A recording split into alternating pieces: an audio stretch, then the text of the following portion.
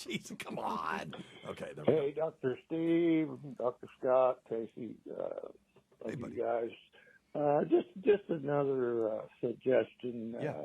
I know you just have a world of information about all kinds of things, and Okay, so what when you you do when you want something from someone is first say something positive. Yes. So this is empathy and validation. It works every time. So I am attuned to, oh, he said something nice. So whatever he says, I'm going to do. Okay. get on a topic, just like most people, you tend to digress and Yes. talk for a while. But I was wondering, there's a sports show on ESPN where the broadcasters are held to 2 minutes per topic.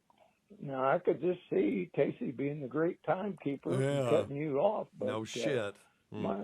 Just try it for a couple shows. Okay, set a timer, Tace, on your phone. Okay. I think our topics need to be 3 minutes. Okay? Shit. And see how many questions you can get answered. I'm with you, buddy. No, you're right. We need to do, so we're going to do speed round. And 3 minutes? Yeah, we'll do 3 minutes. Start. All right, here we go. Hey, Dr. Steve. My father. Wait, it shouldn't count the question, though. No. I mean, count come the answer. on. Count the answer. Especially if we can't hear it. Yeah, start it at the beginning. I mean, I don't even know how to do that. Okay, Rain will show you. That's why we have a 20-year. Okay, and then I'm going to... I want a timer in our clinic, Scott, because sometimes you ramble. I know. No, you are correct. You are correct. All right, we ready? Yes, sir. All right. Here we go. Dr. Steve, my father is getting up there in the years. He runs a building. He's got to keep his head in his job. But I noticed that his memory's starting to slip. Is there anything that you or maybe Dr. Scott could recommend? Some crazy medicines or tinctures or powders or potions or some kind of voodoo? Yeah, all this unproven, the Prevagen, all this stuff on the market that, I don't know. I don't want to turn to something. I trust your opinion. Thanks. Yeah, okay. Start the time. Start it. Okay. Talk about memory loss. Yeah, well, first of all, memory loss can come from about 1,000 different things. There you go. Correct. Work it up first. Correct. Make sure there's nothing really Give thyself a crazy bell. going on. Yeah. Yeah. So there are tests that can be done. Sure. Some of them are very simple, where they just ask questions and he answers them, and then they score them, and they can see if it's the onset of dementia or is it depression, is it anxiety? Anxiety causes short-term memory loss because the intrusive thoughts will knock out, your short-term memory. If you're trying to remember where your keys were and you're thinking about somebody tried to break in your house last night and you're anxious, it's very easy for that scratch pad memory to be erased. So sometimes these things are benign. If you want to try a tincture while you're waiting, I'm a big fan of lion's mane for stuff like this. The other lion's mane mushrooms are pretty decent for cognition. There's some data on these. If you email me, I can send you some of the clinical studies and cordyceps mushrooms as well. Yep. And so I'm a big fan of kind of the fungal stuff. It's closer to our physiology than, say, plants and bacteria and stuff. So I like the taurines. I like the phosphatidylserine. Phosphatidylserine. Yeah, phosphatidylserine. You and I proven both work, take yeah. that. Been proven to work.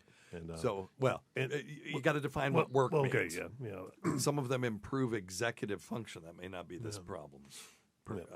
Bottom line is make sure you're healthy. Yep. Okay. All right. How'd we do, Tace? Yeah, we did good. 1 minute, 25 seconds left. Okay. Oh, All right. hell, we Well, can reset the clock. Yeah, we can wax more eloquent on that. Okay. I Now, was talking too fast. so we staying with the 3 minutes? or Yeah, you let's wanna- let's do 3. We need some things take a little bit longer. Okay, let's try this one. Oops. Well, I'm calling because I have a question about intermittent fasting. I know you're not a nutritionist. You said that before. Yeah. But my friends talk about it all the time. They do it. I always give them shit because I just call it starvation. Because you don't eat for periods of time, and then you do eat, but you don't really eat a lot. So obviously it's going to work because you're not eating anything. And I'm just curious if that's just an ignorant point of view, like intermittent fasting, starving yourself. I understand it's not a total starvation, but I just wanted to get your take on it if you had one. Thanks, Dr. Steve, for everything. Yeah, Talk thanks, to you man. soon. Thank you. All right. I'll start out on this. Okay. Intermittent fasting the theory behind it is that when you go a certain number of hours without food, people will go 16 and 8. They'll fast for 16 hours. Of course, you're sleeping hopefully 8 hours of that. So, you only have to add another 4 and 4, 4 at the beginning, 4 at the end, and you've got your 16. The body exhausts its stores of free sugars and starts burning fat, and it's called metabolic switching. So that's really what the hypothesis is. Now, there have been lots of benefits. Some, because you're somewhat ketotic, it can improve your thinking and memory because ketosis has been shown to improve that. If you've got a high insulin level and you're gloggy, you just don't feel very bright and smart. There has been some data showing that young men who fast for 16 hours maintained muscle mass while losing fat. And mice who were fed on alternate days, this is a mouse study, had better endurance. But there are some downsides as well. Children should not be doing this. People who are pregnant or breastfeeding need a constant supply of calories. People with type 1 diabetes who take insulin, there's just not any studies done in those. Type 2, yes. Type 1, no. And if you have a history of eating disorder, going on a quote-unquote diet is really kind of the worst thing that you can do. There may be some other effects as well, anxiety, headaches, thyroid issues, and stuff like that. So be careful. You got anything else to say? And I would think, too, if someone suffers from hypoglycemia or they have trouble balancing their sugars out, they can really struggle with. And, the other thing is intermittent fasting is like any other diet we've seen, Dr. Steve. Sometimes it's dieting daily, just not 16 hours. Sometimes it's eating normally for 5 days a week and then dieting 2 days a week. It's the 5-2 method or whatever they call it. So, there's 100 different things, and if you're going to try it, I'd say make sure, first of all, you're healthy. If there were one way to do that we knew this correctly, we would already know it. Rain, you got anything to add to this? Yeah, I've got two things. One, isn't it worse she's for exempt from the 3-minute clock. Well, we got 30 seconds. Okay, We can try. quick. Okay, do it. Is fasting worse for women than for men? I feel like I've heard that. Well, define worse. Like women shouldn't do it as much. If you're pregnant or breastfeeding, you shouldn't. You really shouldn't do it. In my opinion, just because you don't know how it's going to affect the fetus or your production of milk. But other than that, I'm not aware of any real gender differentiation with intermittent fasting. I could find out, though. Would love that. My second thing is I also heard that when you fast for a long time, you end up killing your microbiome. That's the downside that I read recently, and it definitely alters.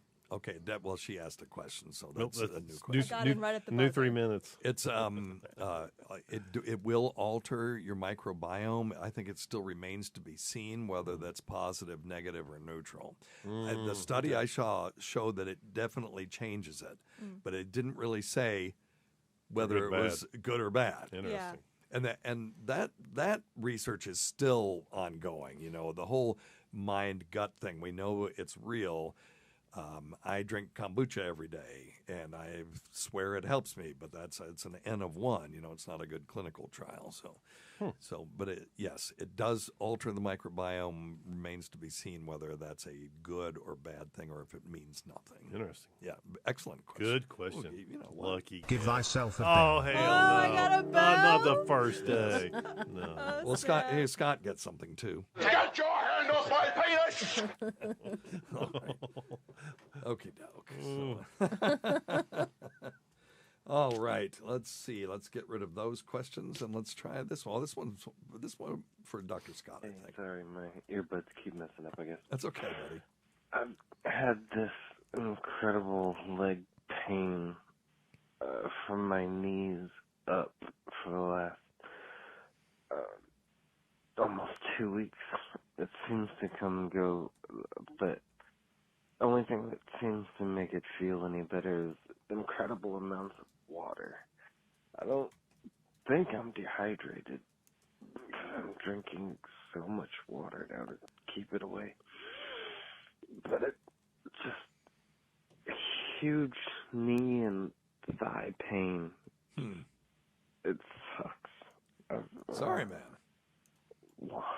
Okay. Okay, I have some ideas, but go ahead. You start the clock, Taze. Yeah. Go, Scott. Well, that's a pretty weird question. So it's it's both legs, so thighs. it's bilaterally. It's both quads and his knees. Right. So he could have arthritis in his knees causing it. He could have some kind of. He could be dehydrated, but if he's drinking so much water, he could wind up getting hypokalemia. If he drank that much, Right, low be potassium, be too sick. But I don't. If it depends really. My next question would be: is it worse when he's sitting or standing? Right. So is his quad or his thigh muscles firing? If they're not getting enough oxygen to them. Right. So that could be one of the things. Or it could have like a big disc, like you had. Yeah. You could have a central stenosis in your lumbar spine. That thing slides forward, pinches the nerves in your stenosis, meaning narrowing and it's canal, pinching on the nerve roots. Yep. There is a thing called neuralgia paresthetica, and what this is a nerve impingement syndrome that causes severe pain, burning, numbness, and tingling, and down the lateral, in other words, the outside part of the thigh. So that would be the first thing I would ask him is, where is it? When you have pain, you always ask, onset, how did it start? Yep. What's it like? Is it sharp, dull, burning, stabbing? If they need a paragraph to explain the pain, it's probably nerve pain.